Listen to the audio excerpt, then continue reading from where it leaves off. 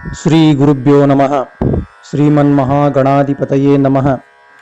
ಎನ್ನ ಅಧ್ಯಾತ್ಮ ಬಂಧುಗಳೇ, ಎಲ್ಲರಿಗೂ ಮಕರ ಸಂಕ್ರಾಂತಿಯ ಶುಭಾಶಯಗಳನ್ನು ತಿಳಿಸುತ್ತಾ, ಈ ಒಂದು ಪುಣ್ಯಮಯವಾದಂತಹ ಪರ್ವಕಾಲದೊಳಗ ಎಳ್ಳಿನಿಂದ ಸೂರ್ಯನಿಗೆ ತಿಲತರ್ಪಣವನ್ನು ಕೊಟ್ಟು ಆ ಸೂರ್ಯನಿಗೆ ನಮಸ್ಕಾರವನ್ನು ಮಾಡಿ, ಆ ತಿಲದಿಂದ ಸ್ನಾನವನ್ನು ಮಾಡಿ, ಆ ತಿಲದಿಂದ ಹೋಮ ಜಪತಪಾದಿಗಳನ್ನು ಮಾಡಿದರೆ ನಮ್ಮ ಪೂರ್ವ ಜನ್ಮದ ಹಿಂದಿನ ಜನ್ಮದಲ್ಲಿ ಮಾಡಿರ್ತಕ್ಕಂಥ ಸಂಚಿತ ಕರ್ಮಗಳು ಎಲ್ಲ ಸುಟ್ಟು ಭಸ್ಮ ಆಗಿ ಆ ಭಗವಾನ್ ಸೂರ್ಯನಾರಾಯಣನ ಕೃಪೆ ನಮ್ಮ ನಿಮ್ಮೆಲ್ಲರ ಮೇಲೆ ಆಗಲಿ ಅಂತಕ್ಕಂಥ ಸದುದ್ದೇಶದಿಂದ ಈ ಒಂದು ಮಕರ ಸಂಕ್ರಮಣವನ್ನು ಬಹಳ ವಿದ್ಯುಕ್ತವಾಗಿ ಎಲ್ಲರೂ ಸಹಿತ ನಾಡಿನುದ್ದಕ್ಕೂ ಆಚರಿಸಿಕೊಂಡು ಬರತಕ್ಕಂಥ ಒಂದು ಸಂಪ್ರದಾಯ ಐತಿ.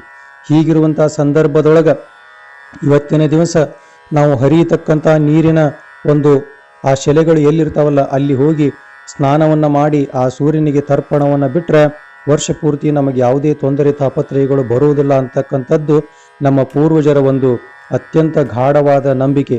ಆದ್ದರಿಂದ ಇಂತಹ ನಂಬಿಕೆಯನ್ನು ನಾವೆಲ್ಲ ಉಳಿಸಿಕೊಂಡು ಇಂತಹ ಒಂದು ಸುಸಂದರ್ಭದೊಳಗೆ ನಾವೇನು ಮಾಡ್ಬೇಕಂದ್ರೆ ಆ ಭಗವಂತನ ನಾಮಸ್ಮರಣೆಯನ್ನು ಸದಾವಕಾಲ ಮಾಡಬೇಕು ಅಂತಕ್ಕಂಥದ್ದು. ಆದ್ದರಿಂದ ನಾವೇನು ಮಾಡ್ಬೇಕಪ್ಪ ಅಂದ್ರೆ ಕುಂತಲ್ಲಿ ನಿಂತಲ್ಲಿ ನಮಗೆ ಯಾವಾಗ ಸಮಯ ಸಿಗ್ತದಲ್ಲ ಅವಾಗ ಹಾಳು ಹರಟೆಯನ್ನು ಬಿಟ್ಟು ಆ ಪರಮಾತ್ಮನವನ್ನು ಧ್ಯಾನವನ್ನು ಮಾಡಬೇಕು ಅಂತಕ್ಕಂಥದ್ದನ್ನು ನಮ್ಮ ಸನಾತನ ಪರಂಪರೆಗಳು ಭಾಳ ಸುಂದರವಾಗಿ ಹೇಳ್ಕೊತ ಬಂದಿದ್ದಾವೆ. ಹೀಗಿರುವಂಥ ಸಂದರ್ಭದೊಳಗೆ ಒಮ್ಮೆ ಸಂತ ಶಿಶುನಾಳ ಶರೀಫ ಶಿವಯೋಗಿಗಳು ಹುಬ್ಬಳ್ಳಿಯ ಸಿದ್ಧಾರೂಢರ ಮಠವನ್ನು ನೋಡಲಿಕ್ಕೆ ಮೊಟ್ಟ ಮೊದಲನೇ ಸಾರಿ ಬಂದಂಥ ಸಂದರ್ಭದೊಳಗೆ ಆ ಮಠವನ್ನು ನೋಡಿ, ಆ ಆವರಣವನ್ನು ನೋಡಿ, ಆ ಸಿದ್ಧಾರೂಢರ ಮಠದ ಒಂದು ಎಲ್ಲ ವಾತಾವರಣವನ್ನು ನೋಡಿ ಭಾವಪುಳಕಿತರಾಗಿ ಅತ್ಯಂತ ಸಂತೋಷದಿಂದ ಒಂದು ಸುಂದರವಾದ ಪದ್ಯವನ್ನು ಬರೆದಿದ್ದಾರೆ.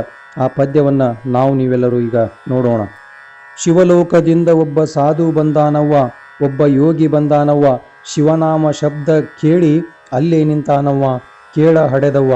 ಆ ಶಿವಲೋಕದಿಂದ ಬಂದಿರತಕ್ಕಂಥ ಸಾಧು ಯಾರಪ್ಪ ಅಂದ್ರೆ ಅಪರ ಶಿವನ ಅವತಾರಿಯಾಗಿರ್ತಕ್ಕಂಥ ಸದ್ಗುರು ಸಿದ್ಧಾರೂಢರು ಅಂತ ಹೇಳಿ ಇಲ್ಲಿ ಸಂತ ಶಿಶುನಾಳ ಶರೀಫ ಶಿವಯೋಗಿಗಳು ಭಾಳ ವರ್ಣನೆಯನ್ನು ಮಾಡ್ತಾರ.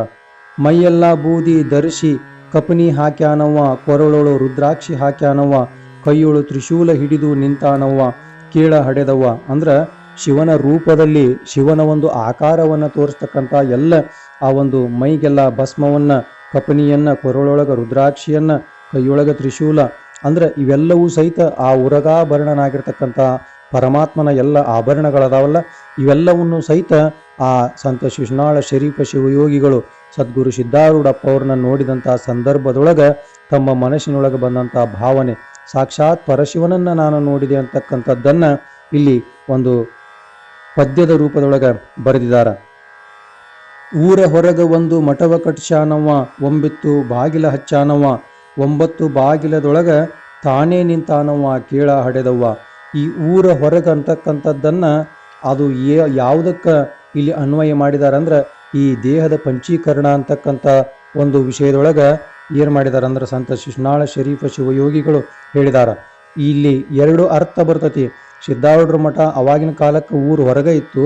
ಅದಕ್ಕೆ ಊರು ಹೊರಗಿರೋರು ಯಾರು ಅಂದ್ರೆ ಈ ಪ್ರಪಂಚದ ಎಲ್ಲ ಮಾಯಾಮೋಹಗಳನ್ನು, ರಿಷಡ್ ವರ್ಗಗಳನ್ನು ಗೆದ್ದು ಹೊರಗೆ ಬಂದವರಿಗೆ ಊರು ಹೊರಗಿರ್ತಕ್ಕಂಥ ಒಂದು ಸ್ಥಾನ ಯೋಗ್ಯವಾಗಿರ್ತತಿ. ಅಂದ್ರೆ ಅದರ ಅರ್ಥ ಏನಪ್ಪ ಅಂದ್ರೆ ಸ್ಮಶಾನವಾಸಿಗಳು, ಆ ಪರಮಾತ್ಮ ಎಲ್ಲಿ ವಾಸ ಮಾಡ್ತಾನಲ್ಲ ಆ ಕ್ಷೇತ್ರದೊಳಗೆ ಇರಲಿಕ್ಕೆ ಯೋಗ್ಯವಾದಂತಹ ಯೋಗ್ಯ ಸಮರ್ಥ ಸನ್ಯಾಸಿಗಳು, ಜ್ಞಾನಿಗಳು ಅಂಥೇಳಿ ಒಂದು ಅರ್ಥ ಆಗತ್ತೆ. ಹೀಗೆ ಅಂತಹ ಒಂದು ಊರು ಹೊರಗೆ ಒಂದು ಮಠ ಕಟ್ಸ್ಯಾನ. ಆ ಮಠಕ್ಕೆ 9 ಬಾಗಿಲ, ಆ ನವರಂಧ್ರ ಪೂರಿತವಾಗಿರ್ತಕ್ಕಂಥ ಈ ದೇಹನ ಒಂದು ದೊಡ್ಡ ಮಠ. ಆ 9 ಬಾಗಿಲದೊಳಗೂ ಸಹಿತ ತಾನೇ ನಿಂತಾನ. ಅಂದ್ರೆ ನವರಂಧ್ರಗಳಿಂದನೂ ಸಹಿತ ನಾವು ಏನು ಮಾಡ್ಬೇಕಂದ್ರೆ ಪರಮಾತ್ಮನ ನಾಮಸ್ಮರಣೆಯನ್ನು ಮಾಡಬೇಕೆ ಹೊರತು ನಾವು ಬೇರೆ ಏನನ್ನು ಸಹಿತ ಅಪೇಕ್ಷೆ ಮಾಡಬಾರ್ದು ಅಂತಕ್ಕಂಥದ್ದನ್ನು ಭಾಳ ಸುಂದರವಾಗಿ ಒಂದು ತಮ್ಮ ಪದ್ಯದೊಳಗೆ ಬರೆದಿದ್ದಾರೆ. ಆದ್ದರಿಂದ ಆ ಧ್ಯಾನ ಮಾಡ್ತಕ್ಕಂಥ ಯೋಗಿಗಳೆಲ್ಲರೂ ಏನು ಮಾಡ್ತಾರಂದ್ರೆ ಕಣ್ಣು ಮುಚ್ಕೊಂಡು ಯಾಕೆ ಕುಂಡಿರ್ತಾರಂದ್ರೆ ಒಳಗಿನ ಬೆಳಕನ್ನು ನೋಡಾಕ ಬಡದಾಡ್ತಾರ ಹೊರತು ಅವರಿಗೆ ಹೊರಗಿನ ಬೆಳಕು ಅವಶ್ಯಕತೆ ಇರುವುದಿಲ್ಲ. ಯಾರು ಒಳಗಿನ ಬೆಳಕಿಗಾಗಿ ಪರಿತಪಿಸ್ತಾ ಇರ್ತಾರಲ್ಲ ಅಂಥವರಿಗೆ ಪರಮಾತ್ಮನ ದರ್ಶನ ಆಗ್ತೈತಿ. ದರ್ಶನ ಅಂತಂದ್ರೆ ಕಣ್ಣಿಗೆ ಕಾಣದೇ ಇರುವುದನ್ನು ನಾವು ಕಣ್ಣ ಮುಂದೆ ತಂದುಕೊಂಡು ಆ ಒಂದು ಅಪಾರವಾದಂತಹ ಚೈತನ್ಯ ರೂಪದ ಒಂದು ದರ್ಶನವನ್ನು ಮಾಡೋದು, ಭೆಟ್ಟಿಯನ್ನಾಗುವುದಕ್ಕೆ ಅಂಥೇಳಿ ದರ್ಶನ ಅಂಥೇಳಿ ಕರೀತಾರೆ. ಹೀಗಿರುವಂತಹ ಸಂದರ್ಭದೊಳಗೆ ಆ ಸಂತ ಶಿಶುನಾಳ ಶರೀಫ ಶಿವಯೋಗಿಗಳು ಈ ರೀತಿಯಾಗಿ ಬರೀತಾರ. 639 ಒಬ್ಬಿ ಒರಳಿಗೆ ಹಾಕ್ಯಾನವ, ಸಾಧು ಒರಳಿಗೆ ಹಾಕ್ಯಾನವ, 639 ಒರಳಿಗೆ ಒರಳ ತಾನೇ ನುಂಗಿತ್ತವ.